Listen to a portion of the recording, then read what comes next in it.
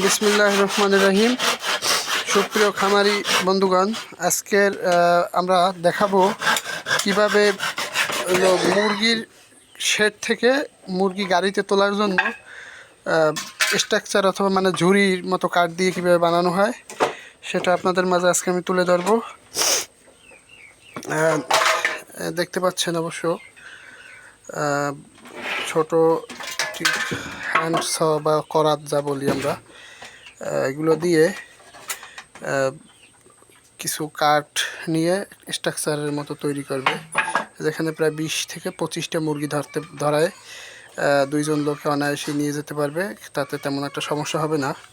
আপনারা দেখতে পাচ্ছেন যে কি করে বানানো হচ্ছে। একজন খামারি ভাই সে তৈরি করছে, আমরা দেখতে পাচ্ছি।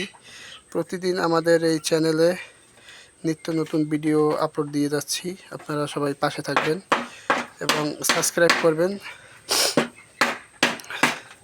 এই যে একটা বানানো প্রায় শুরু করছে, আর একটা বানানো কমপ্লিট হয়ে গেছে, যেটার ভিতরে অনায়াসে 20 থেকে 25টা মুরগি নেওয়া আনা করতে পারবে।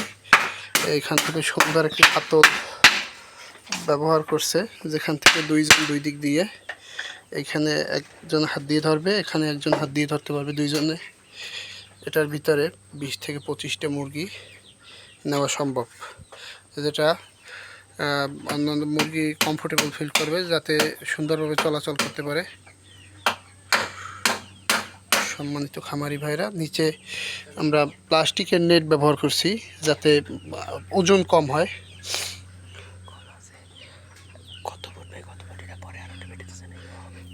এবং এটার মাপ, সঠিক মাপ আমরা আগামী সামনের দ্বিতীয় ভিডিওতে আমরা জানাবো আপনাদেরকে।